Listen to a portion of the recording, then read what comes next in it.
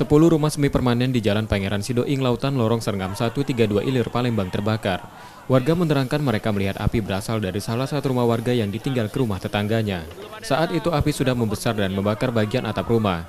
Warga mencoba memadamkan api dengan alat seadanya, namun karena lokasi berada di daerah padat, serta banyaknya material yang sudah terbakar, membuat api cepat membesar sehingga sulit dipadamkan.